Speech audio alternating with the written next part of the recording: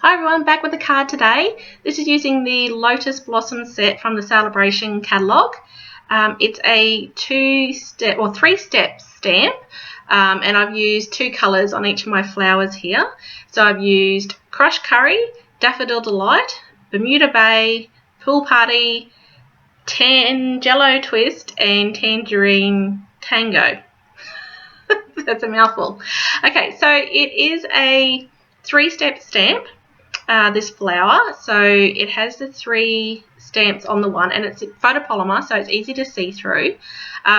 So when I used the two inks, I used my first colour, which is the smallest part of the stamp, in the darkest colour, and then the next colour I've used in the middle stamp, and then for the third stamp I've used that second colour stamped off once.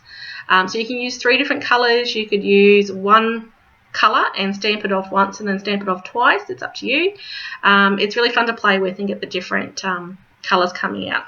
So what I did is I just alternated my colours across the piece of Whisper White card here, and I knew some of the flowers I was actually going to stamp on a separate piece and cut out and pop up.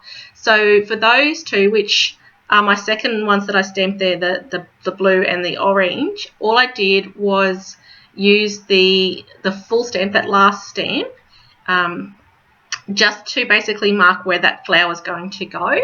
I didn't need to actually stamp the whole flower, but just so I knew where it was going to go. And then because I've got a couple of my flowers overlapping each other, I had stamped one up on that piece of black cardstock there, and had cut that out, and I was just using that as a mask. So I went to stamp and it was just going to go over one of the other flowers there, I just used that, so I get that masking technique. Okay, so basically that's what I did, just randomly put them across the card, just so it looked like a field of flowers or something like that. And then I did one extra little flower there for the inside of my card, so that's just on a separate piece of Whisper White. And then I had one blue and two orange that I needed to stamp up on a separate piece of paper and to cut it out. So with these stamps, they're quite cool. They come with a little arrow in the photopolymer on one part of the stamp, and those arrows then all match up.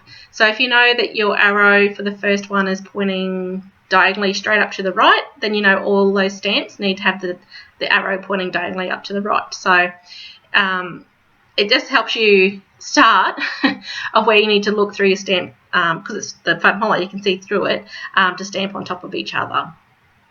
Okay, so this is just cutting it out. So the easiest way to cut out is to try and hold your scissors as straight as possible and to move the piece of cardstock. So as you can see, my left hand there is moving that flower around, and my scissors aren't moving very much at all. So just a little tip, easiest way to cut stuff out.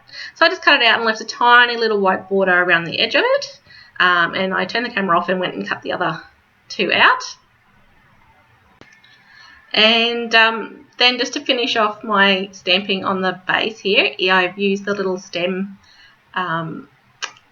stamp, the stem stamp. And once again, I just used that mask over the flowers if I wanted to have a stem go behind the flower. It's just an easy way to finish it off. So because they're kind of, I don't know, not crisp, clean lines in this stamp, it's easy just to sort of guess where that stem's going to go. So then the sentiments that come with this is a thank you and a kindness stamp. So I just used the little thank you and stamped that in that Bermuda Bay in between the flowers. And I matted this up on some Pear Pizzazz paper. So that's the ink I used for the stem, was Pear Pizzazz. So I just matted it up with that just to give it a little bit of outline for the whole card. And then I matted it up on a Tangerine Tango base. So you could use colours, any of the colours, there's so many to choose from in this card, to change the effect of this card. So if you put it on a yellow base, it gives it a brighter look, and if you give it on a blue base, whatever colour you put it on makes those colour flowers stand out a bit more too. So it's nice to just have fun with it and change it up. Okay, so just on those cutouts that I did, I just put some dimensionals. So I cut the dimensionals up in half and some in quarter, just to get a little bit of dimension on the petals. So this was the most fiddly part, is just putting all these dimensionals on. I know the dimensionals drive some people crazy trying to pick them off and put them on, but I love them.